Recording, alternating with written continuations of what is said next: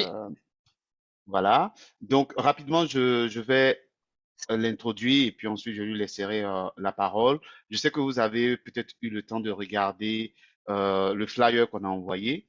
Donc, elle est prof à EDEC, ici en France.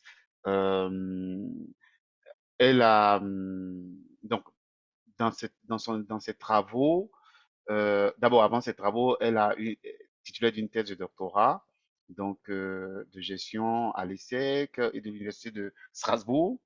Voilà. Et donc, elle a de l'expérience un peu dans le monde et partout, Québec, Royaume-Uni. Et elle publie, donc ses recherches portent sur le contrôle de gestion, les systèmes de pratique de contrôle. Et elle publie dans les revues, toutes les unes prestigieuses que les autres, Journal of Business Ethics, euh, GP, BAFM, Management Accounting Research, AAAG, CPA, British Journal of Management, Organization Studies. Donc, c'est quelqu'un qui est relativement versatile finalement, parce que, voilà, manipuler différents champs comme ça, assez difficile, c'est pas évident. Et comme elle a dit aussi, elle a des positions assez importantes, donc je pense que c'est quelqu'un qui est totalement euh, ancré dans ces questions d'accompagnement à la publication, puisque elle est rédactrice adjointe, rédactrice en chef adjointe de Public Budgeting, Accounting and Financial Management. C'est la revue dont elle a parlé tout à l'heure. Et puis, elle est à la fois aussi euh, dans le board donc de la revue contrôle, comptabilité et audit. Donc, merci encore, professeur, de nous faire l'honneur de participer à ce deuxième atelier. Et une fois de plus, je sais que nous allons apprendre beaucoup, beaucoup, beaucoup, beaucoup, même si c'est de façon informelle. Merci. Merci, je peux prendre la parole? Absolument. Ah, très bien. Alors, est-ce que tout d'abord, bonjour à tous. Merci pour cette présentation. Je vais quand même passer quelques minutes pour présenter mon expérience par rapport à la présentation de ce matin et les deux présentations de ce matin. Je voudrais juste m'assurer au préalable que tout le monde voit bien mon écran. Oui? Oui, oui, Donc, on vous voit très bien. voyez notre magnifique campus à Lille. Donc, je suis donc professeur Aziza Laguessir. Alors, c'est compliqué, les prononciations de noms, surtout quand on est à l'international. Moi, j'ai un nom qui est algérien. Donc, Aziza, qui veut dire la chérie, la petite chérie, et Laguessir, qui veut dire en arabe la petite. Voilà. Donc, vous pouvez le prononcer comme vous voulez, mon nom de famille, parce que, comme vous le savez, il y a toujours une différence entre la manière dont il est prononcé initialement et la manière dont on va le, le franciser ou le transformer pour une écriture latine. Voilà. Donc, pas de problème. Pour tous ici, moi, j'ai l'habitude de travailler avec beaucoup d'internationaux, donc appelez-moi par mon prénom et puis si vous voulez me tutoyer, il n'y a aucun problème. Alors, je vais vous présenter un peu mon profil avant de vous présenter ce que je peux savoir sur les deux thèmes qu'on a bien voulu me confier aujourd'hui. Alors, aujourd'hui, je suis professeur senior à l'EDEC. Ça me vieillit d'un coup. Professeur senior, ça veut dire que je suis passé à travers les différentes... vous savez, comme mes enfants disent dans Mario Bros, vous savez, les jeux vidéo, j'ai passé les niveaux. Ce que je vais essayer de faire aujourd'hui, c'est de vous dire comment moi j'ai vu ces niveaux, parce que j'étais un peu comme vous, j'étais un peu seule dans ma thèse de doctorat, parce que je viens de l'économie.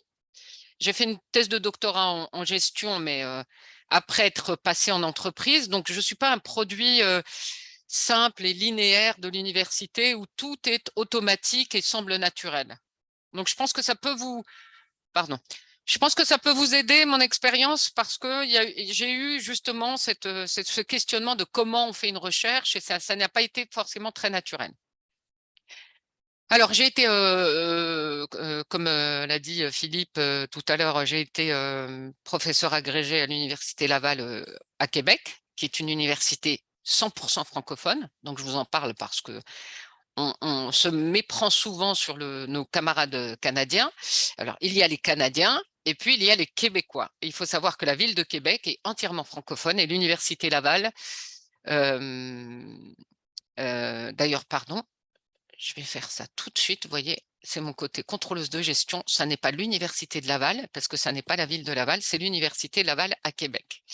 Et j'ai été, par ailleurs, visiting à Imperial College. Alors, en termes d'expérience professionnelle, parce que je pense que ce qui est important et riche, c'est de ne pas être un produit linéaire.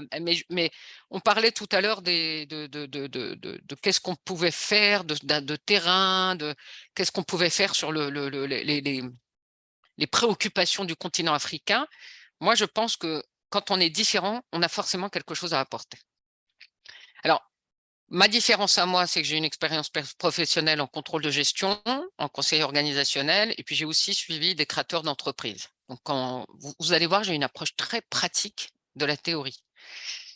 Et donc, je vais vous parler de la théorie pour sa visée instrumentale et pas la théorie pour la théorie. Voilà. Et puis, je vous parle aujourd'hui en tant que acteur de la communauté en comptabilité. Je suis rédactrice adjointe de la revue Comptabilité Contrôle Audit. Donc, je rejoins, je crois que c'est Serge qui a dit ça parce qu'on en a parlé avec Conan tout à l'heure en petit comité, mais Serge en a reparlé. Je suis rédactrice adjointe de la revue CCA. Il faut savoir que quand j'étais plus jeune, j'étais un peu impressionnée, je ne savais pas qu'on pouvait écrire directement au rédacteur. On peut écrire au rédacteur, c'est leur travail de répondre. Donc, ce que je fais maintenant, c'est que je réponds très gentiment à toutes les personnes qui m'écrivent avant de soumettre. Et moi, je le fais aussi. C'est-à-dire que quand vous avez un doute sur un manuscrit, plutôt que griller la cartouche, comme dirait Serge, vous contactez le rédacteur, un des rédacteurs associés, et puis vous lui demandez son avis sur le papier. Vous lui demandez si ça cadrerait avec la revue, parce qu'il y a une ligne éditoriale, c'est-à-dire qu'il y a des revues comme Management Accounting Research, c'est une revue sur Management Accounting, donc comptabilité et gestion, pas sur comptabilité et gestion, mais comptabilité et gestion. Donc, il faut savoir qu'un papier sur les IFRS qui est envoyé à Management Accounting Research, il est rejeté, quoi qu'il arrive, parce que ça n'est pas la ligne éditoriale. Donc, je vais le répéter encore une fois, contactez les rédacteurs, contactez les éditeurs, contactez-les, demandez leur avis. Contactez aussi les gens qui travaillent sur votre domaine. Quand vous voyez que vous citez Lassou, écrivez-lui un mail. C'est comme ça que la communauté fonctionne. Alors, s'il est trop occupé, il ne va peut-être pas vous répondre, mais la plupart du temps, on répond et on donne des feedbacks. Donc, je suis également rédactrice adjointe de la revue Journal of Public Budgeting, Accountability and Financial Management et j'aimerais vous parler, prendre quelques minutes. Je laisse Serge gérer le temps, hein, Serge. Je me laisse voilà, vivre. Donc, je vais vous parler de ces deux revues. La première, c'est sur le premier point sur les deux revues, c'est qu'on a très peu de soumissions qui viennent du continent africain. Que ce soit CCA, qui est francophone, mais qui accepte aussi les soumissions en anglais, ou GPB AFM, qui est Journal of Public Budgeting, qui est une revue anglophone, mais qui est désireuse d'attirer des contributions provenant ou sur des thématiques provenant du continent africain. On n'en a pas. Ça signifie qu'il faut à un moment se décomplexer et aller, il faut y aller. Voilà. Ça veut dire que je pense qu'il faut mettre de côté l'appréhension, il faut se socialiser. C'est-à-dire que si vous avez peur de soumettre à ces revues, fréquentez des gens qui soumettent à ces revues, discutez avec ces personnes et vous verrez qu'en fait, il n'y a pas d'appréhension à avoir ou de complexe à avoir, que tout le monde peut soumettre et que la seule chose à savoir, c'est comment structurer le papier pour cette revue, connaître les standards. C'est-à-dire, à Rome, on fait comme les Romains, c'est-à-dire que si on écrit à CCA, tout à l'heure, Jean-François parlait de ACRA, etc., que c'était plus accessible. Non, pour soumettre à CCA, il faut savoir quelles sont les exigences de CCA. Et ce n'est pas forcément très explicite. Alors, contactez les rédacteurs. Allez à l'AFC. Obtenez des feedbacks de gens qui relisent pour CCA ou qui contribuent à CCA. Voilà. Moi, je suis toujours très ouverte sur l'idée qu'on me contacte pour avoir des conseils. Je fais assez souvent des séminaires dans des... Invitez-moi, je fais des séminaires pro bono, je viens, je présente la revue, je vous explique quels sont les écueils à éviter, quels sont les écueils, pourquoi on rejette le plus souvent des papiers, donc n'hésitez pas. D'accord? Nous sommes une communauté. Il y a la communauté de l'Association africaine de comptabilité, mais elle fait partie de la communauté des chercheurs en comptabilité francophone et mondiale. Donc, par ailleurs, je suis membre de comité d'attribution de bourses. Les bourses Eiffel, c'est les bourses de l'enseignement supérieur, c'est-à-dire pour les MSc, les masters et les bourses de doctorat. Récemment, pour l'Association africaine de comptabilité, sur des projets de recherche, et puis par ailleurs. Donc, ce que je veux vous dire, c'est que je suis dans la communauté et vous êtes dans la communauté. J'ai peut-être moins de complexe que vous parce que je suis plus âgé ou peut-être parce que j'ai plus d'expérience et que quelqu'un m'a expliqué. Donc moi, je serais ravie, si à un moment vous avez besoin de moi pour vous expliquer ou expliciter des choses, je serais ravie de répondre à vos questions aujourd'hui ou à vos emails plus tard. D'accord? Voilà. Alors, ceci étant dit, je vous invite grandement à considérer la revue CCA et la revue GPB AFM comme des revues sur lesquelles vous pouvez soumettre. Contactez-moi, je suis rédactrice adjointe, je peux vous donner des feedbacks sur vos papiers ou vous donner des conseils. D'accord?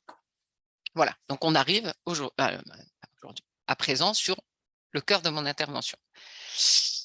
Alors, je vous prie par avance de m'excuser. Je vais peut-être parler souvent de papier, parce que pour moi, un papier, une thèse, c'est construit de la même manière. On a les mêmes exigences de rigueur et les mêmes exigences conceptuelles, de contribution, etc. Donc, on va voir ensemble le cadrage théorique d'une recherche. Pourquoi le cadrage théorique d'une recherche? Parce que la thèse, un papier, un chapitre, un ouvrage, c'est une recherche. Donc, je vais parler avec vous du rôle du cadre théorique dans les recherches, à quoi ça sert, pourquoi on met des cadres théoriques dans une recherche, en sciences comptables, hein, parce que vous verrez qu'il y a d'autres disciplines où le cadre théorique est finalement très secondaire.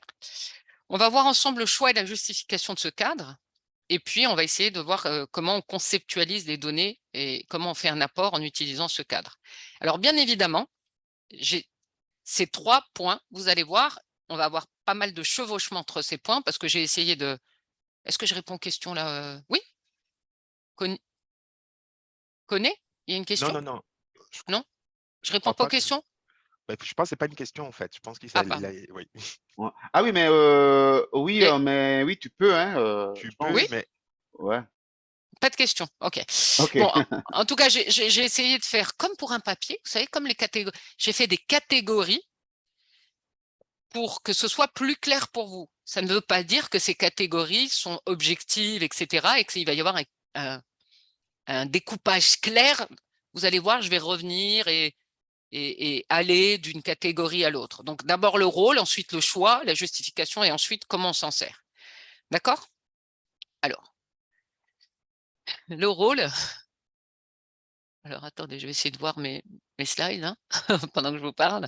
Le rôle du cadre théorique dans les recherches en comptabilité. Alors, on va essayer de voir 3 choses. À quoi sert une approche théorique? Quand est-ce qu'on doit y penser? Est-ce qu'on doit être tenu par une approche? Et est-ce qu'on peut faire sans? Alors, à quoi ça sert une théorie? Une approche théorique dans un papier? J'ai une jeune fille que je suis sur un mémoire qui m'a dit « La théorie, ça ne m'intéresse pas, je ne vais pas en mettre. » Alors, si vous travaillez en sciences comptables et si vous voulez soumettre à des revues ou soutenir une thèse, la doxa, c'est-à-dire le sens commun, ce que la communauté accepte généralement, c'est d'avoir une approche théorique. Et vous allez voir pourquoi. Parce qu'en fait, l'approche théorique, c'est une paire de lunettes. Et on va voir tout à l'heure dans comment choisir une approche. C'est-à-dire que vous avez un terrain, on est tous d'accord qu'au départ, soit on a un terrain, on a des données, soit on a une idée, une question. D'accord? Donc, soit on part sur un terrain, soit on part sur un paradoxe qui nous anime. Si on part sur un terrain, c'est une histoire qui est dense, qui n'est pas toujours claire. Et en fait, une approche théorique, ça devrait rendre cette histoire claire. On va le voir tout à l'heure. C'est une grille de lecture. Donc, à quoi sert une approche théorique? À rendre votre propos plus clair. D'accord? On va y revenir cet après-midi plus dans le détail, mais en gros, une approche théorique, c'est je choisis des mots pour expliquer mes résultats. Donc, la première question que j'aimerais aborder avec vous, c'est est-ce qu'on, quand on a une approche théorique, avant de voir les approches théoriques, mais on a vu tout à l'heure dans la présentation, est-ce que je prends Bourdieu, est-ce que je prends Market of Lemon de Akerlof? Akerlof, il raconte, enfin, Akerlof raconte qu'il a Pardon? Akerlof raconte qu'il a observé sur les Market of Lemon, c'est, vous savez, les marchés où on vend les voitures d'occasion aux États-Unis. Sur les supermarchés, le dimanche, quand c'est fermé, on vend sa voiture d'occasion. Ça s'appelle un citron, une voiture d'occasion. Et donc, il observe et il fait une théorie, il explique qu'il y a asymétrie d'information. Je ne veux pas dire à l'acheteur que la voiture a des problèmes. Vous voyez? Donc ça, c'est une théorie, la théorie de l'asymétrie d'information qui est liée à la théorie du signal, etc. Aujourd'hui, j'aimerais voir avec vous une chose que je vois souvent dans les papiers. C'est-à-dire que les chercheurs veulent faire appel à une théorie pour rendre leurs propos plus clairs et ils se sentent obligés de prendre toute la théorie, toute l'approche. Et on a droit à 15 pages sur Bourdieu, sur la théorie de l'agence, un livre sur la théorie de l'agence. Non. Vous choisissez un cadre théorique, la plupart du temps, il vaut mieux choisir des catégories conceptuelles, certains concepts. Vous les présentez. C'est tout. On n'a pas besoin. Tout ce qui n'est pas nécessaire à comprendre votre papier, vous y faites référence, mais vous ne l'expliquez pas. Et donc, vous allez voir, moi, j'ai essayé de faire cette présentation avec en tête toutes les erreurs que je vois dans les papiers ou dans les recherches. D'accord? Alors, quand on fait une thèse de doctorat, c'est différent parce qu'on a plus de temps, on peut s'étaler, on peut expliquer. Toutefois, toujours dans le cadre d'une thèse de doctorat, pourquoi expliquer des choses que vous n'allez pas utiliser? C'est comme dans un livre, présenter des personnages qui n'auront jamais, qui n'interviendront jamais. Ça ne sert à rien. Donc, le point à retenir là-dessus, c'est quand je prends une approche théorique, je prends les catégories conceptuelles qui vont me servir pour mon terrain. D'accord? Pour les quantis, je prends les concepts que je vais exploiter dans les variables. Je ne prends pas des choses que je ne vais pas exploiter. D'accord? C'est plus simple dans les papiers quantis, on le voit, c'est peut-être plus évident, mais je n'explique que les concepts que j'utilise. Alors, le deuxième point, c'est j'utilise des concepts d'une théorie. Est-ce que je peux combiner les théories? La réponse est, et on va le voir cet après-midi, bien sûr qu'on peut combiner des théories. Et on va voir à quelles conditions cet après-midi, mais bien sûr que je peux tout à l'heure, pardon, bien sûr que je peux combiner des théories, puisque l'idée même d'un papier, c'est de réfléchir et d'ajouter, d'avancer. Si je veux avancer et que j'ai un phénomène complexe, je peux combiner deux théories. Je vous donne un exemple. J'ai un papier qui est publié dans Organization Studies. On voit que les médecins, quand on leur impose des financements, une mesure comptable de leur performance, en fait, on voit avec la théorie néo-institutionnelle qu'il y a des pressions institutionnelles. L'État met une pression sur l'hôpital en lui disant on va vous donner des limites de tarifs et on ne va pas vous rembourser comme c'était le cas avant. Et on voit ça, la théorie néo-institutionnelle, puis on se rend compte que, tiens, les médecins, certains médecins ont plus de pouvoir que d'autres. Et ça, dans la théorie néo-institutionnelle, on n'a pas de mots, de concept pour parler de ça. On va chercher chez Emerson qui nous parle de dépendance mutuelle, d'asymétrie de pouvoir, c'est-à-dire qu'il y a certaines personnes dont on a plus besoin que eux n'ont besoin de nous. C'est le cas des chirurgiens. Un chirurgien à l'hôpital, L'hôpital a plus besoin du chirurgien que le chirurgien de l'hôpital, puisque le chirurgien peut aller travailler ailleurs. Et donc, qu'est-ce qu'on a fait? On a combiné une approche néo-institutionnelle, des concepts néo-institutionnels, avec une approche à la Emerson de pouvoir. On a combiné, on s'est assuré que c'était cohérent, je reviendrai par la suite là-dessus. Il faut que ce soit cohérent, on ne peut pas combiner des approches qui épistémologiquement ne sont pas cohérentes, mais on peut les combiner. Et vous allez voir qu'en fait, combiner des théories, c'est souvent la clé pour une contribution théorique réussie. Donc, à quoi me sert une approche théorique quand je fais ma recherche? À mettre des mots clairs sur un terrain compliqué. Voilà. Quand est-ce qu'on doit penser à la théorie? Je vous dirais qu'idéalement, il vaut mieux y penser avant de mener la recherche. Et dans la pratique, la plupart des chercheurs y pensent après. Pourquoi? Parce que on attend d'avoir une histoire à raconter pour choisir les bons mots. Donc, quand on va sur le terrain, souvent, on s'attend à voir des choses et puis on voit autre chose. Et c'est là que c'est intéressant. Je vais vous donner un exemple. J'ai mené un projet sur le logement social, sur le calcul des coûts dans le logement social. Et puis, je me rends compte en faisant ça que, tiens, il y a d'autres choses à voir. C'est-à-dire que les indicateurs clés de performance de l'État, qui sont fixés par l'État aux bailleurs sociaux, créent des catégories, etc. Donc, je vois d'autres choses. Et bien, je prends une autre théorie, ça me fait une autre recherche. Donc, en gros, mon conseil, c'est quand on est sur le terrain, c'est d'avoir d'abord en tête un certain nombre de théories avant de commencer un terrain. Parce que quand on va sur le terrain sans concept, souvent on passe à côté de choses. Donc, il faut absolument lire un peu sur la théorie avant d'aller sur le terrain.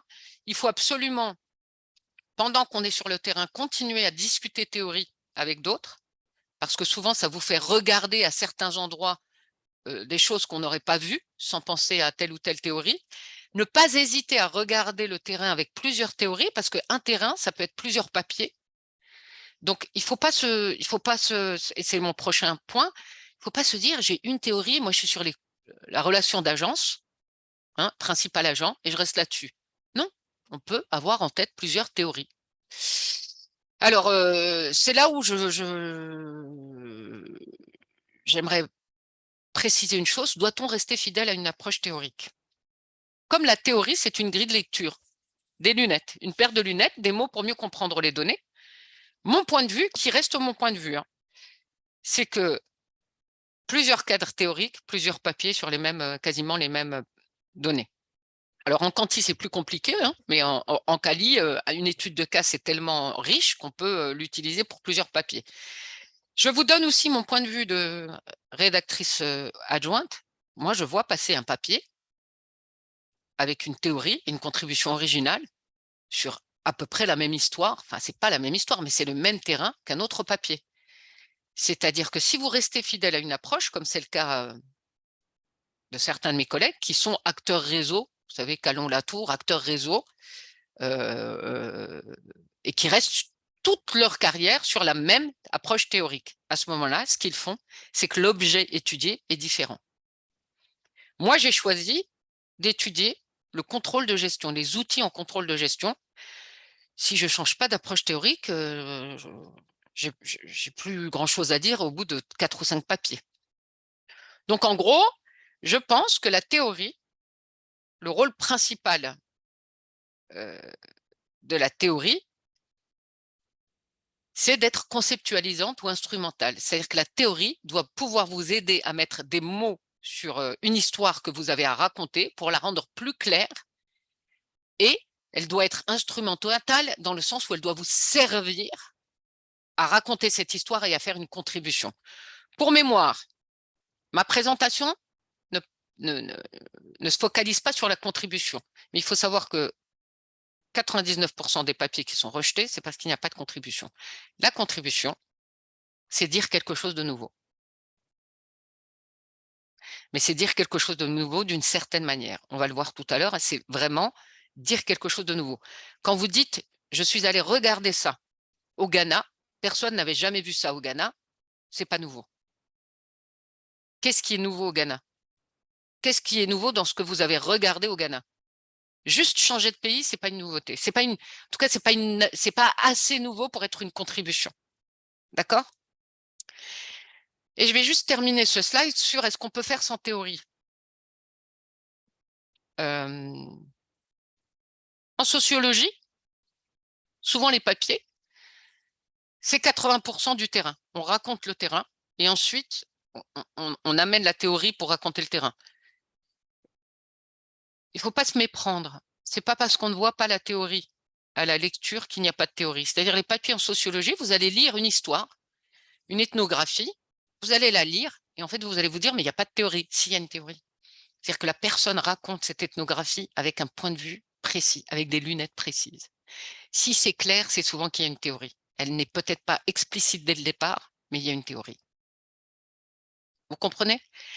Donc, faire sans théorie, je vous encourage à ne pas prendre cette option. Il n'empêche qu'il y a quelque chose qui est très à la mode en ce moment, pour les jeunes chercheurs, mais pour les chercheurs expérimentés également.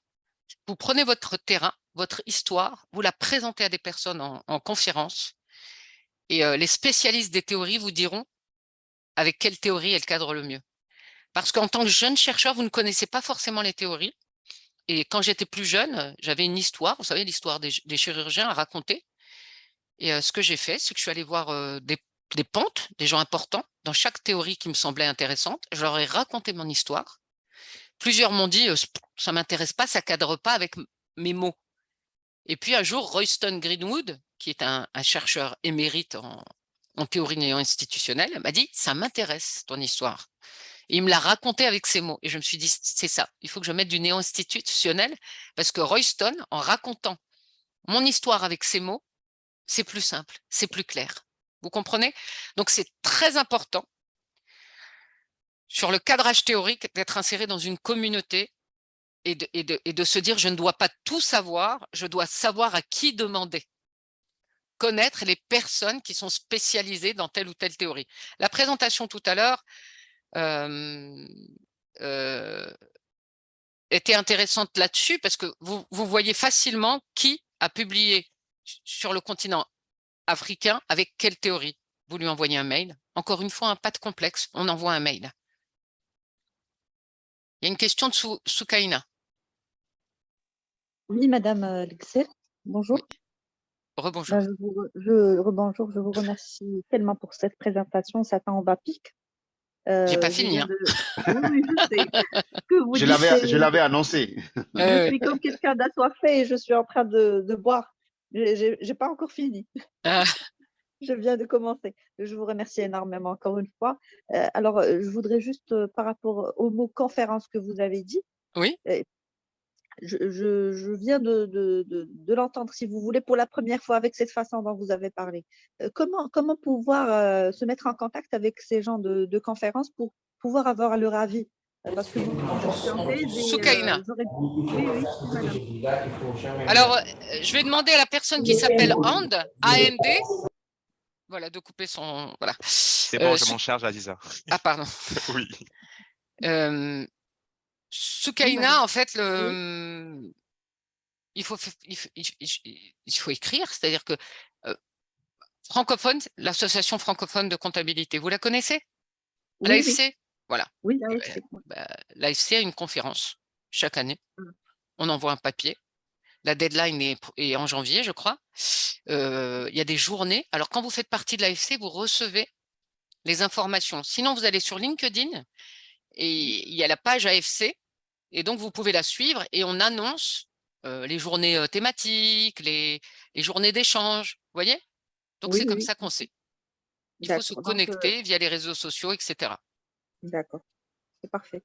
Voilà, il y a l'association, je vous en prie, il y a l'association africaine de comptabilité, il y a l'association anglaise, canadienne, américaine, européenne, European Accounting Association, etc. etc. Il faut aller absolument sur LinkedIn ou Facebook ou Twitter. Moi, je suis trop vieille pour aller sur Twitter, mais il faut suivre parce que vous avez les informations au fur et à mesure.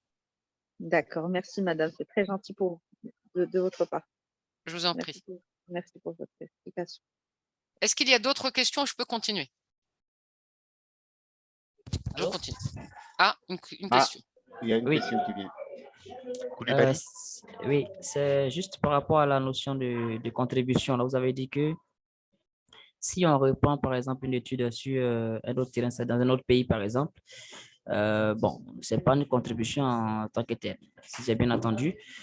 Maintenant, je me demande si on a une étude et qu'on prend la même étude, on applique une autre théorie, est-ce que ça, ça peut être une contribution? Alors, c'est l'objet de mon troisième slide. Je vais répondre rapidement, mais je vais m'attarder là-dessus sur mon troisième slide. Utiliser une nouvelle théorie, c'est pas une contribution. Utiliser un nouveau pays, c'est pas une contribution. C'est pas une contribution. En fait, la contribution, c'est pas une nouveauté. C'est-à-dire que, en fait, vous regardez le Ghana, mais c'est la même chose qu'en France. Je vois pas en quoi ça m'intéresse le Ghana si c'est la même chose qu'en France. Vous utilisez, je sais pas moi, je vais vous donner Michelet. Michelet, c'est un philosophe que personne n'utilise, mais Michelet, voilà, vous utilisez Michelet ou Norbert Elias. Bon, et alors, c'est bien, j'utilisais Norbert Elias. Mais qu'est-ce que ça m'apprend de plus? Ça ne veut pas dire qu'il ne faut pas le faire. C'est-à-dire que si vous le faites, dites-moi pourquoi. Qu'est-ce que ces lunettes-là nous apportent de plus? Qu'est-ce que je sais pas, moi, on me dit souvent, vous savez, pourquoi vous regardez le cas français? Déjà, moi, je ne dis pas que le cas français, c'est une contribution. Mais mettons, on me dit de justifier le cas français. Ah le cas français, il est extraordinaire d'un point de vue, par exemple, des classes sociales, de la hiérarchie. Vous savez, en Amérique du Nord, c'est plus flat, c'est plus… en France, il y a les grands corps, par exemple, quand on travaille sur le service public, il y a les grands corps d'État, il y a des spécificités qu'on ne trouve pas ailleurs. Qu'est-ce que ça nous apprend? Ça nous apprend que la composition sociale, la stratification sociale est importante dans la dynamique de certains phénomènes comptables. Vous voyez? Donc, la contribution, on va le voir tout à l'heure, c'est faire quelque chose de différent, ce n'est pas une contribution. Voir quelque chose de différent, c'est une contribution. Ah oui, d'accord. Là, je comprends. C'est-à-dire que là, si j'applique, je prends la même histoire, c'est la même histoire, et j'applique une autre théorie, il faudrait que là, je trouve quelque chose de nouveau. Exactement. D'accord. D'accord, c'est compris. Moi, j'ai par exemple un terrain sur lequel j'ai utilisé différents cadres et j'ai vu des choses différentes, vraiment différentes. Et ce n'est pas le cadre qui était la contribution, c'est ce que j'ai vu avec ce cadre. Et je n'ai pas fait de contribution au cadre. On peut faire une contribution, ce qu'on appelle, je vais voir dans la partie troisième slide, théorique. Une contribution théorique, c'est quand on améliore la théorie, qu'on apporte quelque chose à la théorie. D'accord? Il y a d'autres questions?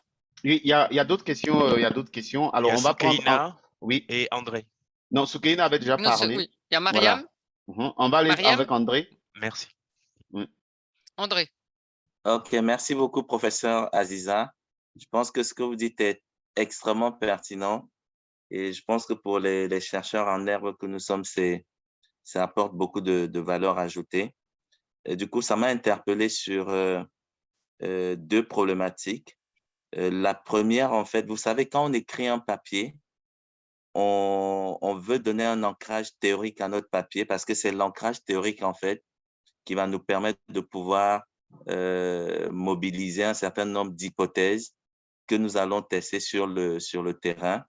Et donc, du coup, quand je compare un peu les deux approches de recherche que nous avons souvent, hypothético-déductive et holistico-inductive, oui, on a souvent tendance à prioriser la théorie lorsqu'on est dans une démarche hypothético-déductive que dans une démarche holistico-inductive. Donc, je voudrais avoir votre point de vue là-dessus.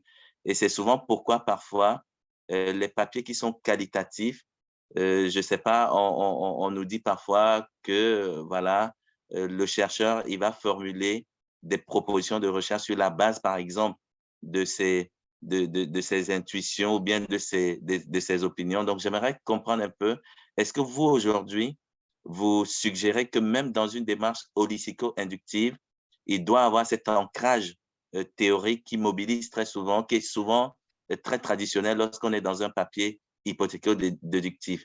La deuxième question, c'est un peu la masse critique. Vous savez, parfois, sur une thématique… Attendez, je note la première parce que moi, je suis âgée. Soit vous me laissez répondre à la première. Et ensuite, oui, allez-y, je vous laisse répondre à la première. Alors, alors j'ai deux choses à dire. Un, Moi, je viens du Canty et je fais du Cali aujourd'hui. J'ai été formée au Canty, donc j'ai aucun complexe. On ne vient pas me dire à moi qu'en Cali, la rigueur est la même.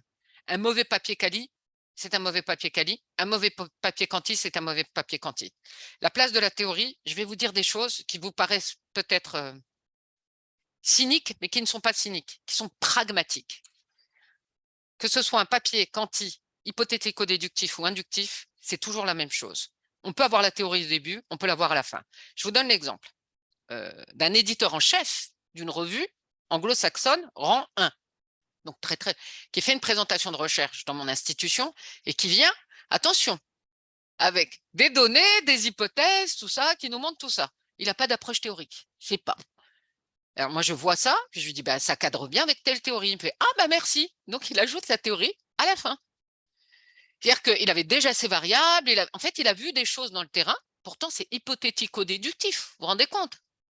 Ce que je veux vous dire, c'est que il y a comment on mène la recherche et comment on communique la recherche. Et souvent, c'est vraiment stratégique la manière dont on la communique. Moi, ça m'est déjà arrivé de mener une recherche de manière inductive pour une revue qui n'accepte pas l'induction. Donc, je l'ai présenté, j'ai pas menti, mais j'ai présenté le papier en mettant la théorie au début. Ce que j'ai fait, c'est dans la partie méthode, j'ai quand même été honnête, l'honnêteté du chercheur, j'ai expliqué qu'en fait, la théorie est arrivée plutôt en itération avec le terrain. Mais la manière dont j'ai présenté le papier, c'est un papier quanti, théorie, et propositions, etc., etc. Donc, je dirais que, et c'est ce que je vais dire cet après-midi, c'est qu'il n'y a pas de ça marche comme ça en quanti ou en quali ou en hypothético-déduction, induction, c'est comment on présente. Un papier hypothético-déductif, je le présente comme si j'avais la théorie au début et que je l'avais testée. Même si, en fait, la théorie, finalement, par opportunisme, elle est arrivée à la fin de mon processus. Et un papier inductif, en fait, ce qu'on va faire, c'est d'abord, on va essayer de présenter le terrain et de faire sortir la théorie du terrain. D'accord? Mais il faut se garder de dire il y a des catégories, etc. C'est une socialisation.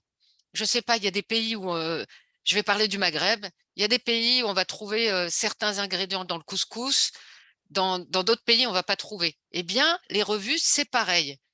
On va éviter de mettre du poivron dans le couscous et d'inviter des gens qui ne le mangent pas comme ça. Il y a des revues où, même des reviewers, où l'induction ne passe pas. Donc, vous faites de l'induction, mais vous la présentez d'une certaine manière. Il y a d'autres revues, ça ne passe pas. Mais l'opportunisme méthodologique, c'est sur ça que je vais conclure mon intervention, c'est que je ne peux pas vous dire ce qui est, ce qui n'est pas, puisque tout est contextualisé, notamment en termes de recherche. Merci beaucoup, professeur. C'est tellement clair.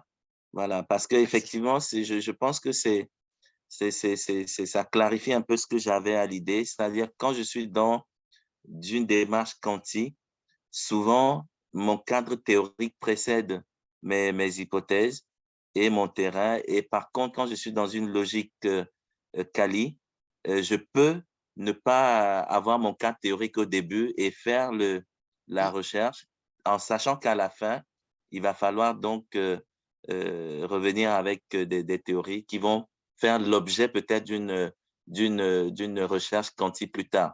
Alors, le deuxième volet de ma question, je voulais savoir quelle est la masse critique par rapport à la théorie qu'on doit mobiliser. Vous savez, parfois, pour certains domaines, vous avez beaucoup de cadres théoriques. Dans d'autres, vous avez très peu. Donc, du coup, on se pose parfois la question, est-ce qu'il y a aujourd'hui comme une forme de mesure que l'on peut avoir par rapport à qu'est-ce qui peut être autorisé, qu'est-ce qui peut être considéré comme étant suffisant par rapport à la théorie? Ou alors, vous allez me dire, tant que c'est pertinent par rapport au sujet que vous traitez, il faut le mettre. Parce qu'il y a aussi la question de la taille du papier. Si on veut mobiliser beaucoup de cadres théoriques, on peut se retrouver en train d'avoir un papier qui sera plus voilà, de la littérature que d'apporter des éléments concrets de terrain, en fait. Donc, est-ce qu'il y a une mesure, par exemple, qu'on doit avoir par rapport à la masse critique de théorie qu'on doit mobiliser dans un papier, par exemple? Alors, moi, deux choses. c'est comme la mode où voilà, il faut que ça reste harmonieux. Vous savez, on dit dans la mode, il peut y avoir beaucoup de couleurs si elles sont harmonieuses. Voilà. Et ben, en fait, j'ai appris une chose avec mon expérience, c'est que soit votre histoire est compliquée, et à ce moment-là, il faut que la théorie soit simple, donc réduite au minimum, soit votre terrain est simple, et là, vous pouvez y aller avec la machine conceptuelle. Si vous faites les deux, personne ne vous suit, vous êtes rejeté. Enfin, l'idée d'une recherche, pour qu'elle soit claire, c'est qu'on vous suive. Donc, il faut de la complexité, mais il faut l'équilibrer. Donc, soit vraiment, hein, quand je vois un papier avec beaucoup de données, etc., la théorie est souvent très simple, parce que la complexité vient des données. Et le contraire. Le deuxième point, je vous dirais, André, tout dépend de qui vous êtes. Karl Weick, il écrit n'importe quoi, n'importe comment, et voilà. C'est-à-dire qu'il y a un moment, quand vous êtes jeune chercheur, vous évitez de mettre 12 théories, etc. Pour deux raisons, parce que vous n'avez pas la légitimité, et puis parce que vous n'avez pas l'expérience, donc vous risquez de faire un grand n'importe quoi. Donc, souvent, quand on regarde dans les papiers, c'est ce que je dis, combiner des approches, c'est souvent 2 approches, pas plus. Donc, si vous me laissez passer en revue ce slide, après la question de Mariam, vous verrez, je vais parler de manière un peu plus articulée de tout ça. Mariam ? Merci beaucoup, professeur. Merci. Je vous en prie, André. Merci pour cette question. Oui, bonjour, docteur, et merci pour cette présentation et l'explication qui est très, très enrichissante. Moi, très court, je voudrais surtout corroborer mon idée sur le rôle de la théorie. Et est-ce qu'on peut dire que le cadre théorique joue un rôle en amont et en aval dans un travail de recherche, dans la mesure où la théorie justifie les hypothèses et explique les résultats? Est-ce qu'on peut dire comme ça? Moi, oui.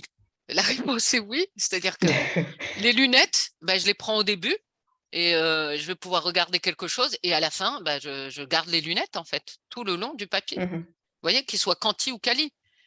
Parce que c'est très intéressant parce que vous me posez des questions que je me suis posées, mais moi j'ai préparé ça de manière très structurée, mais c'est intéressant que ça vienne comme ça. Krish Rea, qui était l'éditeur en chef de Organization Studies, me disait, en fait, quand tu peux raconter ton histoire sans utiliser tel concept, si à la fin tu n'en as plus besoin, c'est que ce n'est pas le bon cadre. D'accord. C'est-à-dire qu'on doit en avoir besoin au début, au milieu, à la fin. D'accord, merci. Voilà.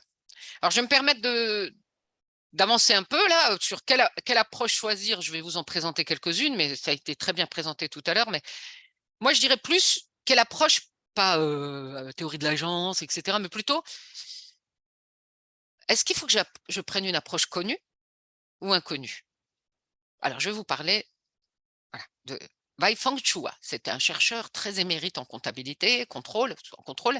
C'est une des rares chercheuses quali qui a des papiers dans TAR, etc., qui avait des papiers dès les années 90 dans TAR. Elle est très reconnue en quali, en quanti. Voilà. Et elle, un jour, j'ai déjeuné avec elle, elle me dit, la recherche, c'est un dîner à table. On est à un mariage, il y a plusieurs tables.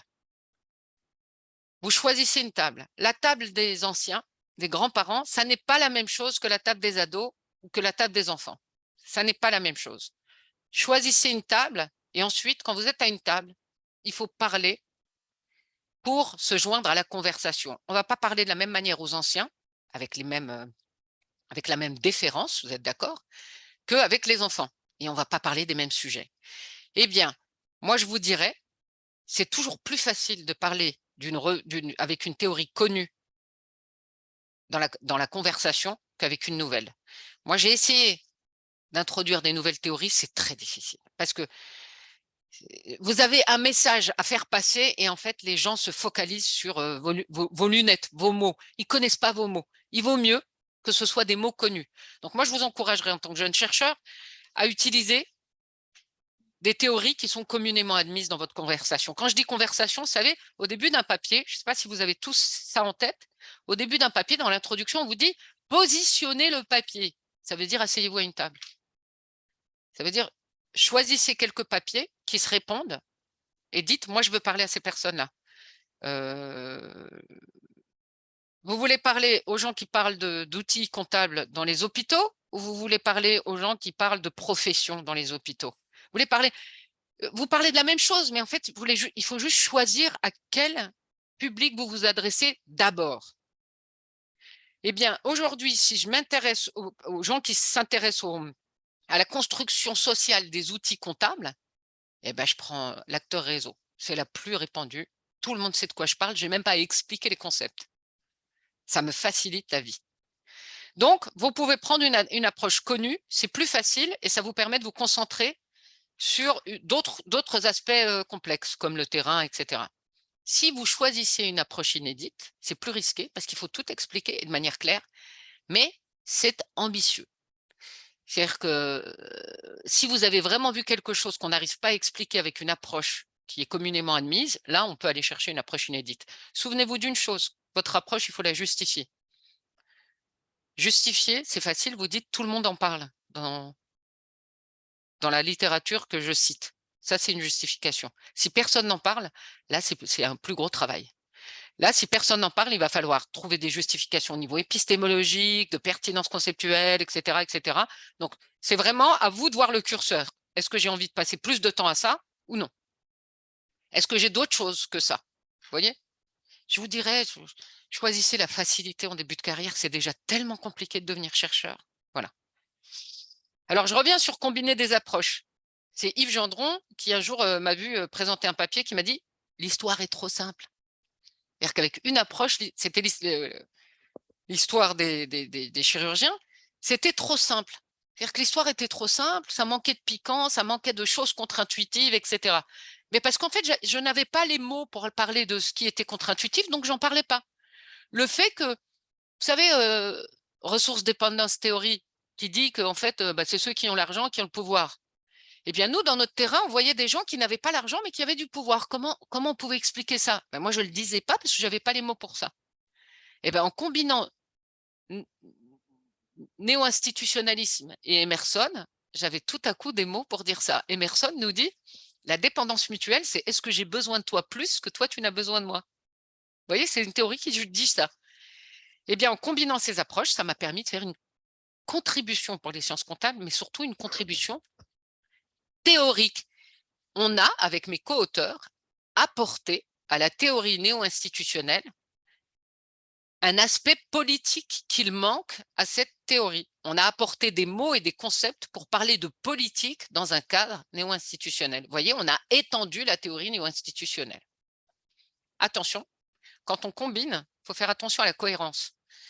Épistémologique, par exemple, modèle, Sven Model, il est très néo-instit, c'est monsieur néo-instit dans les sciences comptables. C'est un Suédois qui travaille à Manchester et qui dit qu'il n'aime pas qu'on mélange des choses. Par exemple, la théorie de l'acteur réseau dit que les choses et les personnes agissent. Donc, on ne va pas distinguer des choses et des personnes, on va distinguer des choses qui agissent et d'autres qui n'agissent pas. Dans la théorie néo-institutionnelle, les personnes, l'agence, le fait d'agir, c'est très important. Qu'est-ce que Sven Model dit dans un papier avec Kari Luka, je crois, dans AOS, que épistémologiquement, ce n'est pas possible de dire je combine une approche qui dit que agir humainement, c'est important, avec une approche qui dit nous, humains ou non humains, on s'en fiche. Vous voyez que ce n'est pas cohérent. Donc, quand vous combinez des approches, allez voir des seniors. C'est souvent les seniors. Moi encore, on a l'impression que je suis âgé et senior. Je vais voir des plus seniors que moi pour m'assurer de la cohérence de mes combinaisons. Et puis, c'est ce qu'on m'a posé comme question, la place de la théorie dans le papier, primordiale ou secondaire? C'est ce que je disais tout à l'heure. Est-ce que la théorie, c'est 4 ou 5 lignes avec 4 ou 5 mots? Ou est-ce que la théorie, c'est le gros morceau? Ça dépend de vos données. Vous savez, il y a des papiers dans AMR, Academy of Management Review, il n'y a pas de données. Là, c'est ce qu'on appelle des papiers théoriques. La théorie fait tout le papier. Et là, on peut… Mais encore une fois, si vous avez des données intéressantes, n'allez pas chercher de théories trop complexes. C'est comme un bon plat. Un bon plat, quand on a un bon poisson, une bonne viande, il n'y a pas besoin de mettre beaucoup d'épices. On aime les épices, on peut aimer les épices, on va en mettre un peu. Mais souvent, quand on met beaucoup d'épices, c'est que le plat, à la base, n'est pas très épicé, n'a pas beaucoup de goût. Donc, si votre terrain a beaucoup de goût, il faut avec parcimonie. Vous voyez, là, il y a des aspects théoriques. sais pas combien de temps il me reste. Je m'adresse au gardien du temps. 25 minutes. Très bien. Alors moi, je ne vais pas prendre 25 minutes. Je pense que je vais prendre 10 à 15 minutes, puis on aura le temps de discuter. C'est l'aspect qui, moi, m'a pris le plus de temps à comprendre, c'est la conceptualisation des données et l'apport théorique. À chaque fois qu'on rejette un papier, chaque fois que j'ai rejeté un papier, mais même quand je n'ai pas rejeté un papier, quand j'ai mis Revise and Resubmit, la conceptualisation des données était un problème. Qu'est-ce que c'est la conceptualisation des données? C'est le fait de faire vivre les données à travers des catégories conceptuelles, que ce soit quanti ou quali. C'est-à-dire que si je vois vos données et que je me dis bah, votre théorie elle n'a pas servi, en fait, je peux l'enlever, ça ne change rien aux données, c'est un problème. C'est une source de rejet. Alors, conceptualiser les données, c'est en fait mobiliser la théorie dans l'analyse de données. Comment on fait? Alors, c'est ce que me disait Trish-Réa, j'avais un papier sur les logiques institutionnelles. Et elle me regarde et elle me dit, est-ce que tu peux me raconter la même histoire sans utiliser le mot logique institutionnelle? Et c'est ce que j'ai fait. Donc, elle m'a dit, donc, c'est pas la bonne théorie. Parce qu'elle ne permet pas de conceptualiser tes données. Elle ne permet pas d'ajouter ou de rendre ça plus clair. Donc, comment mobiliser la théorie dans l'analyse de données? C'est comment faire pour que votre vocabulaire, les mots que vous utilisiez, les catégories conceptuelles, rendent l'histoire plus claire. Thomas Arends dit il faut donner vie aux catégories conceptuelles. C'est-à-dire qu'en fait, quand on dit pouvoir, le concept de pouvoir, comment vous lui donnez vie? Eh bien, moi, je vais dans le terrain et en fait, je me force à utiliser. Je me dis, bon, voilà, je ne sais plus rien parler. Je prends mes notions, mes concepts et j'essaye de raconter mon terrain avec le minimum de mots et au maximum mes concepts. C'est-à-dire que quand j'utilise dans un papier dans MAR l'intelligibilité pratique du contrôle de gestion, eh bien, je détaille ce que ça veut dire. Je dis, tiens, on voit practical intelligibility des acteurs, c'est ça, c'est parce qu'ils regardent à travers l'ABC et ça rend les choses intelligibles, etc., etc., etc. C'est-à-dire qu'en fait, si vos concepts sont juste plaqués sur le terrain, vous verrez souvent, on vous parle de problème du sandwich. C'est-à-dire, j'ai un terrain, j'ai des concepts, je mets dessus. C'est là où ça pose problème. C'est là où ça pose problème, vraiment. Donc, le manque de conceptualisation ou la conceptualisation artificielle, c'est très souvent ce qui est la cause de rejet dans les papiers et c'est ce qui est, pour les thèses, ce qui fait une thèse médiocre, en fait. Et en fait, c'est ce qui fait qu'on va vous dire que les résultats sont descriptifs et non analytiques. Qu'est-ce que c'est que des résultats descriptifs? Ben, vous décrivez. Qu'est-ce que c'est qu'une analyse? Ben, une analyse, c'est quand, en fait, on va prendre du recul et qu'on va former une sorte de statement, c'est-à-dire un ensemble cohérent d'interprétation de ces données. Pas juste les décrire. C'est-à-dire qu'un tel dit ça, ensuite j'ai vu ça, ça c'est de la description. Dire que là, j'ai vu les processus selon lesquels, je vais vous donner un exemple. J'ai vu dans une entreprise publique des contrôleurs soutenir une certaine manière de ventiler des coûts. J'ai vu d'autres contrôleurs soutenir une autre manière. Ça, c'est descriptif. D'accord? Moi, je prends l'acteur réseau et je dis que les gens sont cadrés, ils cadrent les choses en fonction de leur background et le réseau auquel ils appartiennent. Et qu'est-ce que j'interprète là? Je dis que les premiers appartiennent à un réseau qu'on appelle public parce qu'ils ont été formés dans le public avec une expérience dans le public et les autres viennent du privé. Donc, ils font partie d'un autre réseau qui cadre les choses autrement. Et là, ce que je vois, c'est un conflit de cadres et une variation intra-comptable de la façon de cadrer les coûts. Vous voyez la différence entre décrire et interpréter? Eh bien, je ne peux pas le faire sans catégorie conceptuelle. Je ne peux pas le faire si je ne fais pas un pas en arrière. Je me drape je mets mes lunettes théoriques et je vois ce que la théorie me permet de voir. D'accord? Donc, je sais qu'on n'aime pas trop dire qu'on explique en approche qualitative, critique, etc. Mais moi, j'ai tendance à dire que quand on prend la théorie, on propose une certaine explication des données. En quanti, c'est plus simple, la théorie explique. On explique, oui, les corrélations, etc. On les explique. Et dans le quali et l'interprétatif, on fait la même chose, on fournit une interprétation, c'est-à-dire une sorte d'explication. Ce qui m'amène à ce que j'appelle la contribution théorique. Alors, comme on l'a vu tout à l'heure, il y a plusieurs contributions. On peut faire une contribution empirique. Je suis allé voir au Ghana comment les contrôleurs, la profession de contrôleur s'organisait.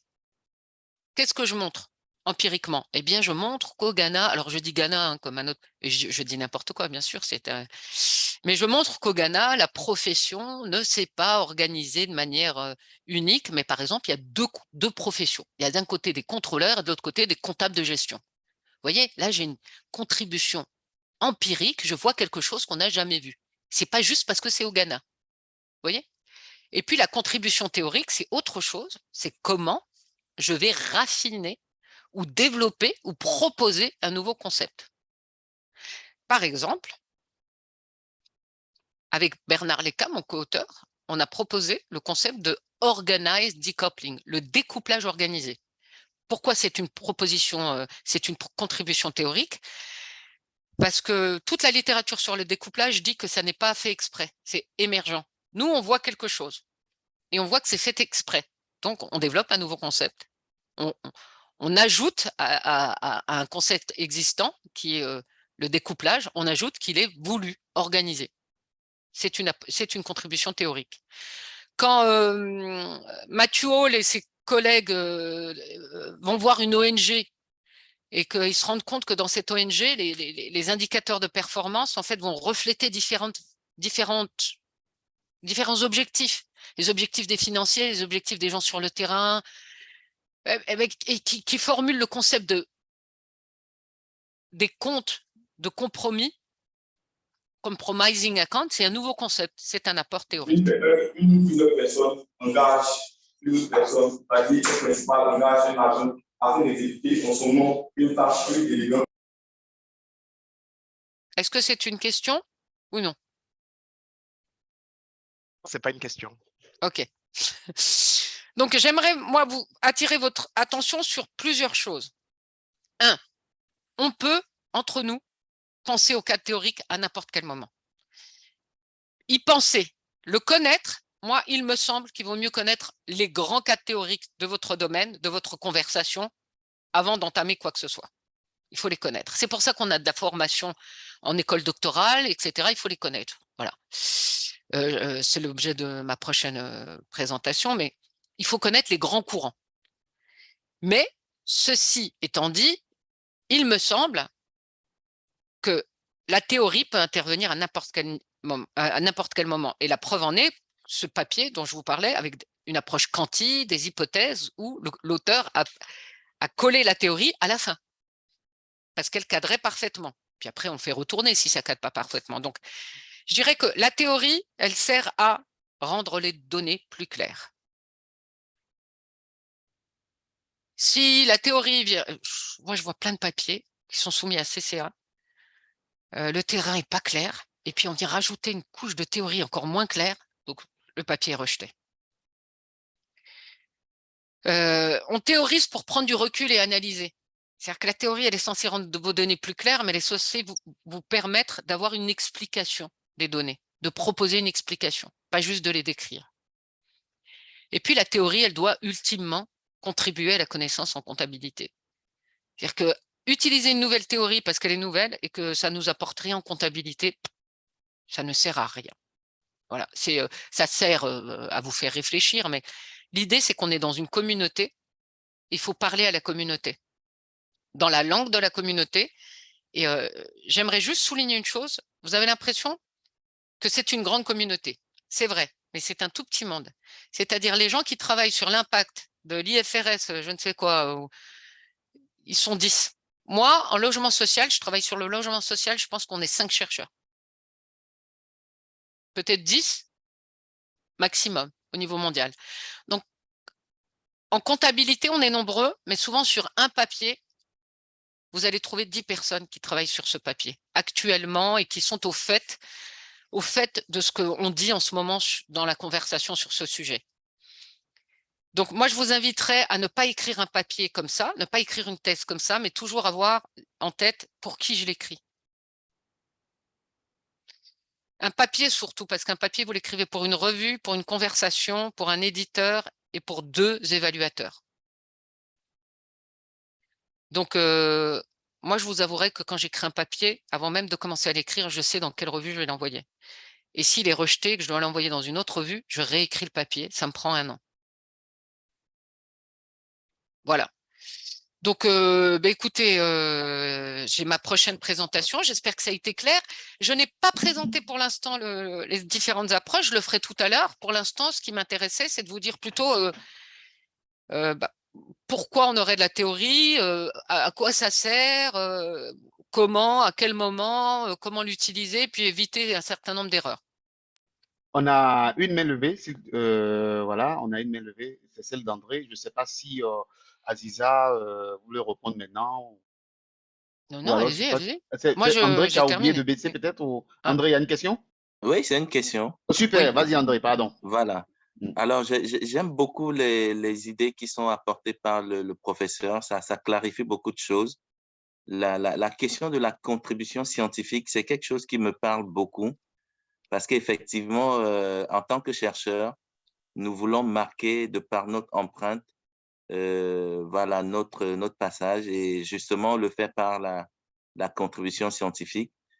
Mais vous savez, d'une personne à l'autre, la contribution scientifique peut être relativisée. Vous comprenez un peu? C'est-à-dire quand vous avez le sentiment d'apporter quelque chose, la personne à côté a le sentiment que finalement, ce n'est pas grand-chose que vous apportez. Donc, je voudrais, avec l'expérience que vous avez, à quel moment vous vous êtes senti dans une position où vous apportez quelque chose? À quel moment vous avez senti que vous aviez une contribution significative par rapport à un domaine? Je ne sais pas si vous comprenez un peu ce que je veux dire. Si, je comprends totalement. Je vous dirais quand le papier est accepté. C'est-à-dire qu'à chaque fois que j'ai écrit une recherche, à chaque fois que j'ai écrit une recherche, il n'y avait pas de contribution. À chaque fois. Et j'ai même eu, au bout de 5, au 4e tour, donc un réviseur qui dit très bien, j'accepte, et un réviseur qui dit pas de contribution. Oui, parce qu'on a souvent ces conflits-là. On ne comprend pas à quel moment il y a une contribution, à quel moment il n'y a pas de contribution. Moi, j'ai envie de savoir, est-ce qu'aujourd'hui, en tant que reviewer, en tant que personne qui est chargée d'évaluer les papiers, est-ce que vous avez des indicateurs de mesure pour savoir quand quelqu'un apporte une contribution ou pas? Parce que c'est parfois subjectif, hein, à mon avis. Quelquefois, pas tout le temps. C'est simple. Comme dirait Yves Gendron, il n'y a rien de nouveau. Tout a été dit quasiment. Voilà, il n'y a rien de nouveau. On dit quelque chose de nouveau à une table. C'est-à-dire, si je dis quelque chose à une certaine table qui n'est pas connue dans cette table-là, par exemple, moi, je fais beaucoup de travail sur le logement social. C'est vrai que si je vais en sociologie, je n'ai pas grand-chose à dire, hein, parce qu'ils ont quand même tout regardé, etc. Mais ce qui est intéressant, c'est qu'en sociologie, ils regardent rarement les outils comptables. Alors, ce que je fais, c'est que moi, je me mets à la table des gens en comptabilité qui travaillent sur le logement social. Et là, j'ai des choses à dire. Et là, je peux faire une contribution. D'accord? Et alors là, moi, je vous donne un exemple. Je suis en Revisory Summit sur CPA, sur un papier, sur le logement social. Et on me dit, j'ai 2 contributions. On me dit la première, on n'y croit pas du tout. Je laisse tomber. Et on me dit la deuxième, elle n'est pas claire. Eh bien, j'ai une contribution, c'est-à-dire que j'ai un nouveau concept. Donc, il n'y a pas de contribution. Ben, c'est simple, je prends ce concept. On ne m'a pas dit qu'on n'y croyait pas, donc je prends ce concept et je le détaille. Je le définis mieux, je mets des axes, etc. Et par exemple, là, je travaille sur le logement social et comment les outils de performance, de mesure de la performance, font que les gens les plus pauvres n'ont pas accès au logement social. Donc ça, c'est intéressant à la base, parce qu'il y a un paradoxe en France aujourd'hui, les gens les plus pauvres n'ont pas accès au logement pour les plus pauvres. Mais ça, ce n'est pas une contribution, c'est juste une motivation, etc. Et ben, ma contribution, c'est d'expliquer comment les outils comptables vont jouer un rôle là-dedans. Je ne suis toujours pas à la contribution. Et ben, la contribution, à la fin, c'est un concept qui résume le rôle de l'outil comptable dans ce processus-là. Et ce concept, je le décline selon, avec 3 facteurs précis. Je dis qu'il est j'appelle ça le stigma organisé, c'est-à-dire qu'à un moment, on stigmatise les plus pauvres dans l'outil comptable, on crée une catégorie des plus pauvres, et en fait, on le fait de manière quantitative, formelle, donc quantitative et formelle, on le fait de manière délibérée et on le fait de manière multi-niveau. Ça se fait au niveau du bailleur et ça se fait au niveau de la mairie, ça se fait au niveau de l'État, etc. Eh bien, j'ai un nouveau concept qui est avec une définition sur 3 aspects. J'espère qu'on va me dire que j'ai une contribution. J'espère. Mais là encore, j'attendrai le retour des reviewers. Mais souvent, ce qui m'est arrivé, c'est pas de contribution, pas assez claire. Deuxième round, je positionne plus clairement mon papier, c'est-à-dire que maintenant, je veux parler que à ces gens-là, à ces personnes-là, et ces personnes-là, voilà ce qu'elles disent et voilà ce qu'elles ne disent pas. Et voilà ce qui les intéresse. Eh bien, j'ai une contribution assez facile parce que comme je sais ce qui les intéresse et ce sur quoi elles ne savent rien, eh bien, moi, je peux apporter quelque chose. Mais c'est souvent compliqué parce qu'au début, vous faites un papier, vous ne savez pas qui sont les reviewers. Donc, vous positionnez d'une certaine manière, mais le reviewer, ce n'est pas sa table, il n'est pas à cette table-là. Donc, vous réécrivez le papier pour le reviewer, vous vous mettez à sa table et là, c'est plus facile. Mais c'est toujours plus facile quand on sait exactement à quelle table on parle, donc quand le positionnement est clair. On vous dira toujours la contribution n'est pas claire parce que le positionnement n'est pas assez clair. C'est-à-dire que aujourd'hui, si je parle d'écoféminisme, en France, j'ai une contribution, c'est extraordinaire, c'est nouveau l'écoféminisme. Si je parle d'écoféminisme au Ghana, on me rit au nez et on me dit ça date des années 80. Vous voyez? C'est pas la même table. Donc, du coup, la table ici, ça peut être le pays, parce qu'au début, on parlait de la contribution par rapport au pays, parce que pour moi… Non. Là, ce que je veux vous dire, c'est que non, c'est pas un pays, c'était une expérience de pensée, ce que je voulais vous dire. C'est-à-dire que c'est les gens qui parlent de ça. C'est-à-dire que la contribution ne peut pas être un pays. Si vous me dites, là, je vous disais écoféminisme. Aujourd'hui, l'écoféminisme en France, il y a beaucoup de gens qui en parlent. Mais c'est même pas le Ghana d'ailleurs. Si vous allez au Burkina Faso, ça fait très longtemps qu'on parle d'écoféminisme parce qu'il y a eu l'œuvre de Sankara, etc. Donc c'est pas un pays, c'est plutôt une communauté de pensée. Mais et là, c'est enraciné géographiquement, mais c'est pas le pays. Ce que je veux vous dire, c'est si vous dites en audit, par exemple, il y a reproduction du chant, bah, c'est nouveau. C'est ce que fait Bertrand Malch. Bah, vous dites la même chose en sociologie, bah, c'est pas nouveau parce que Bourdieu, ça date maintenant. Vous voyez ce que je veux dire? C'est vraiment la table à laquelle vous vous asseyez. Un pays ne peut vous apporter une contribution que quand vous dites quelque chose de nouveau à cette table. Ok, très clair. Merci. J'ai 2 questions dans le chat et ensuite il y a 2 mains levées. Alors, je vais partir par les 2 questions. J'ai conscience du temps. Alors, la première question est de Bini Pacom qui dit professeur Aziza, comment faites-vous de la méta-analyse en reprenant les papiers de certains auteurs dans une étude de synthèse? Devez-vous utiliser leur théorie ou devez-vous utiliser une théorie? Voilà. Alors, 2 choses. Oh, j'ai plus de batterie, il faut vite que je me… Ok, ça marche. Attendez. Non, mais Oui, je le oui, fais y a en pas de parlant, problème. vous inquiétez pas. Ouais, Alors, ouais. attendez, j'ai une batterie là d'Apple, ça devrait marcher. Non, ça, c'est pas ça. Hop, voilà. Alors, il y a 2 choses. Quand je fais ma revue de littérature, c'est-à-dire quand je positionne le papier, quand je fais la revue de littérature, souvent, je me fiche de la théorie. C'est-à-dire que je suis à une table et puis je dis ce que les gens… que ce soit quanti ou quali, hein.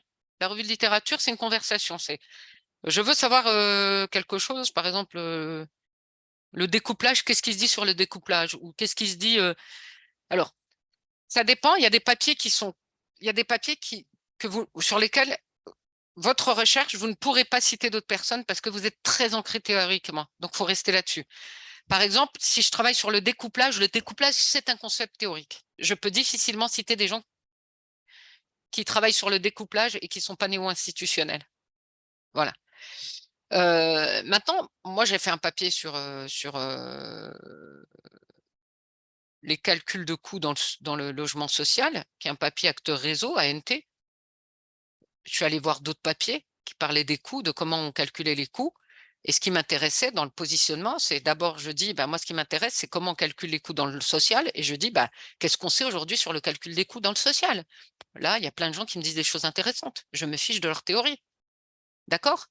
Mais après, quand moi, je dis, je prends, après positionnement théorique, je le mets à la fin de la revue de littérature. Vous voyez? Il y a d'autres choses. J'ai un autre papier où j'ai commencé par la théorie. C'est-à-dire, j'ai un papier dans MAR où je dis, ce qui m'intéresse, c'est les pratiques. Donc, mon cadre théorique, c'est la pratique. Je commence, mon papier fait l'intro, donc je dis à qui je vais parler, aux gens qui s'intéressent aux pratiques de management accounting system, c'est-à-dire aux pratiques de contrôle et de comptabilité et de gestion. Je leur parle à eux. Et qu'est-ce que je fais? Je leur dis dès le départ, moi, je présente mon cadre théorique parce que j'ai un gros focus sur les pratiques. Donc, je commence par décrire les mots que je vais utiliser et après, je fais une revue de littérature des gens qui ont utilisé la même théorie que moi, ou même, je suis allé plus loin, je reformule les résultats de certaines personnes qui n'ont pas utilisé ma théorie, mais avec les lunettes de ma théorie. Je dis, du point de vue de ma théorie, telle étude, je peux l'interpréter comme ça. Donc, vous avez deux méthodes pour synthétiser les travaux existants. Soit vous partez sur votre idée, vous synthétisez les travaux existants et vous arrivez en fin de course sur votre théorie, soit vous partez sur votre théorie, vous mobilisez grandement des papiers similaires et puis vous pouvez prendre des papiers intéressants mais les réinterpréter à l'aune de votre théorie. Merci. Alors, je finis sur le chat, mais en même temps, il a la main levée.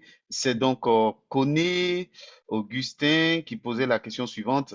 Est-il possible de réajuster un papier déjà publié en l'ancrant sur une nouvelle théorie et le soumettre à une autre revue pour publication? Je reformulerai ça de manière un petit peu plus éthique. Est-ce que je peux réutiliser le terrain d'un papier publié, le regarder avec une nouvelle théorie et raconter une autre histoire? Oui. Oui. Okay. Par exemple, dans le logement social, moi, sur le même terrain, alors je parle de Cali, après je parlerai de Conti. Sur le même terrain, j'utilise différentes, il faut utiliser différents verbatim, différents éléments. On ne peut pas réutiliser exactement les mêmes données. Mais voilà, il y a un papier dans AOS de Matt Bamber, il utilise la même étude de cas, il fait un autre papier dans CAR, quasiment pour les mêmes choses, mais il prend deux théories différentes, donc il regarde deux choses différentes dans cette histoire. Et ses contributions sont différentes. Donc, je ne dirais pas qu'on peut reprendre un papier, l'accommoder, l'envoyer ailleurs. Je dirais qu'on peut reprendre des résultats quali, regarder autre chose avec des lunettes différentes. Pour le quanti, c'est simple, vous reprenez votre base de données et puis vous vous focalisez sur d'autres données, où vous changez une hypothèse et puis vous changez les variables, vous changez votre modèle et puis voilà. C'est plus facile en quanti d'ailleurs. Parfait. Alors, maintenant, Augustin, et ensuite, ça sera à Mona Saïd. Donc, pardon, désolé, Koulibaly Siriki et ensuite Mona Saïd. Oui, j'ai un souci avec un thème que j'aimerais vous présenter, c'est-à-dire que pour voir en quoi est-ce que cela peut apporter une contribution. Le thème est ceci, l'étude de la viabilité financière de telle activité dans telle entreprise. Bon, je me demande, est-ce que ça, c'est un thème qui peut être une thèse ou bien en quoi est-ce que cela pourrait être une contribution? J'ai entendu... Je n'ai pas entendu. En fait, j'entends une autre voix dans... Oui, alors il y a quelqu'un qui a son micro ouvert quelque part. Non, mais c'est la même personne. Ah, ok. Pardon. Alors, est-ce qu'on peut me reformuler? Parce que moi, je suis malentendante, donc quand on parle en même temps, j'ai beaucoup de mal à comprendre. Pour ce que j'ai compris, il travaille sur l'étude de la viabilité financière. Allô? Il veut savoir si ça peut faire l'objet d'une thématique de recherche ou d'une contribution. Oui, donc je demandais, est-ce que un thème comme ceci, l'étude de la viabilité financière de telle activité dans telle entreprise pourrait apporter une contribution au niveau théorique? Parce que j'ai l'impression que c'est plus professionnel. Bon, je demande, est-ce qu'il y a quelque chose de théorique à l'intérieur? Alors, pardonnez, Koulibaly Siriki, s'il vous plaît. Il y a un fond sonore lorsque vous ouvrez votre micro et donc c'est très difficile de vous comprendre. C'est ce que la professeure Non, mais dit. j'ai compris, là, j'ai compris, on me l'a reformulé. Donc, super, ok. Alors, je peux pas vous... Là, j'ai fait parce que je comprenais, je réfléchis. Je vous dirais que j'ai vu des papiers faire une contribution sur rien. J'ai vu des papiers sur rien, même le terrain sur rien. Il y a des papiers publiés dans AOS avec des contributions. Je me dis, voilà, c'est la grande qualité des grands chercheurs, c'est-à-dire de prendre quelque chose de très simple ou très pratique et d'en faire une contribution. Je vais vous dire une chose. Moi, j'étais dans une entreprise du logement social et il y a juste un moment sur les systèmes de calcul de coûts, vous savez, la comptabilité de gestion, sur une clé de répartition. Une clé de répartition, c'est pratique une clé de répartition. Est-ce qu'on prend ça ou est-ce qu'on prend ça? Est-ce qu'on fait un budget tout seul de la masse salariale ou est-ce qu'on les répartit sur les différents départements? Ça, c'est très pratique. Et bien, moi, j'en ai fait 2 papiers. Voilà, avec des contributions. Parce que je suis allée chercher, je me suis dit: «Pourquoi? Pourquoi il y a ça? Qu'est-ce que les mécanismes sous-jacents?» J'ai pris des théories et en fait, avec quelque chose qui paraît très pratique et bête quasiment, on peut trouver des trésors en termes de contribution. D'accord. Est-ce que, Aziza, est-ce que peut-être la question n'est pas, juste pour rajouter un peu sur sa question, hein, est-ce que c'est peut-être pas lié aux étonnements qu'il y a sur le sujet, aux surprises qu'il y a sur le sujet, aux problèmes qu'il y aurait sur le sujet? Ah, bah, il y a le Non? timely, ce qu'on appelle timely en anglais, j'arrive pas à Mhm, trouver le mot en français, c'est à la fois l'actualité et l'intérêt. mhm, Parce qu'attention, on va vous demander toujours pour une recherche, est-ce que c'est actuel? Oui, mais ça peut être actuel et pas intéressant. Par mhm. exemple, les youtubeurs, c'est actuel, c'est pas intéressant, vous voyez? Et est-ce que ça peut être intéressant mais pas actuel? Vous voyez, genre, voilà, ça peut être, je peux étudier les formes de comptabilité d'un village burkinabé, etc. Bah, ça peut être intéressant, c'est pas très actuel, voilà. Ce qui est intéressant, c'est de combiner quand même actualité et intérêt, même si Mahmoud et Zamel, je suis désolée, mais moi j'entends voilà. Mahmoud et Zamel, c'est notre camarade égyptien qui est à Instituto da Impresa et Mahmoud, il a publié un papier dans AOS sur la comptabilité en Égypte ancienne, des pharaons. Vous voyez, il est extraordinaire son papier. Donc, je dirais qu'il vaut mieux quand on est jeune faire actuel et intéressant, mais quand on est un grand chercheur comme Mahmoud, on peut rendre n'importe quoi actuel ou n'importe quoi intéressant. Voilà. Merci. Alors, on va prendre une dernière puisqu'il est 30 et normalement, c'est le Il y a, vote, il y le a break. Mona. Voilà, Mona, et puis on partira pour le break.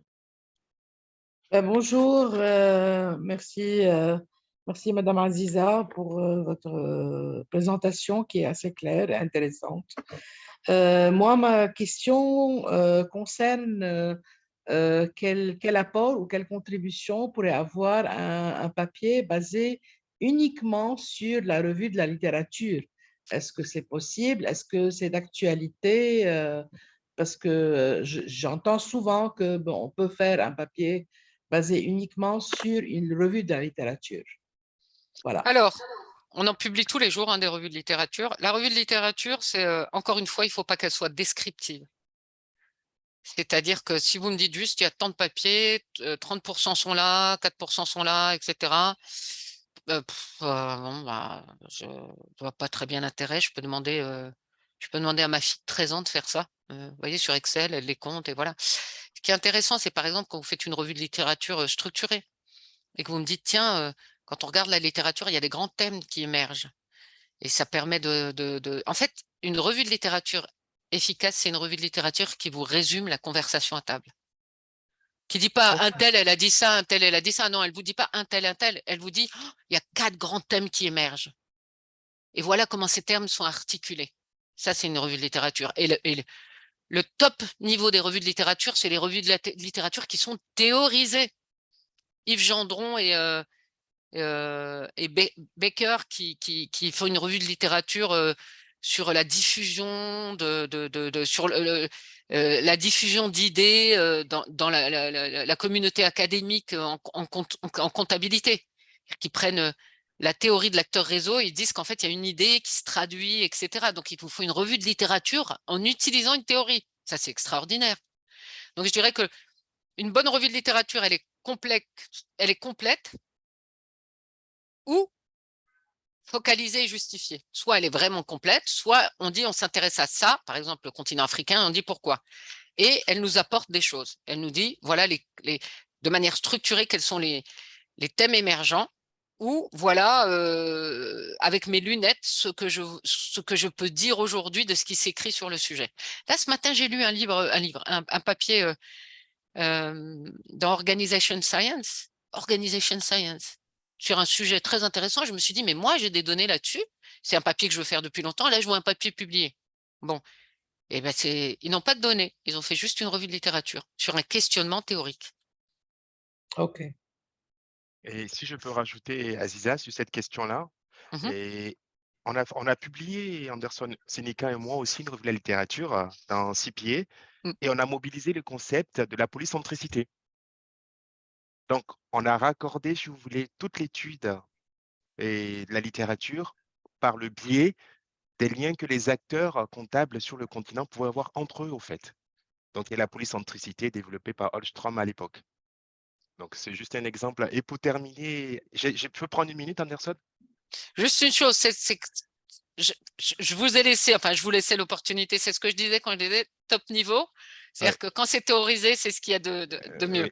Voilà. Et ensuite, tout à l'heure, Aziza, à juste titre, elle parlait d'actualité d'un sujet. Donc, je voulais vous raconter juste en une seconde une expérience que j'ai vécue avec CCA. J'ai fait une publication en 2015. Quand j'ai envoyé mon article, c'était en 2013. Pour vous dire, ça a pris 2 ans. Les réviseurs m'ont dit, votre sujet n'est pas actuel. Donc, il y a un qui m'a dit rejet. Donc, j'ai été sur une base de données qui rassemble tous les journaux qui ont été publiés dans le monde et j'ai fait une extraction Excel pour lui montrer que mon sujet était plutôt en progression sur les 15-20 dernières années. Et là, du coup, j'ai argumenté pour faire passer le papier. Et ça m'a pris 2 ans, juste pour les révisions. Il y a eu 4 ou 5 tours. Donc, c'est juste pour vous donner un exemple. Je ne sais pas si c'est Mona ou Koulibaly. Pardon. Ça, c'est une approche décomplexée. C'est-à-dire que il faut en vouloir et il faut rester respectueux.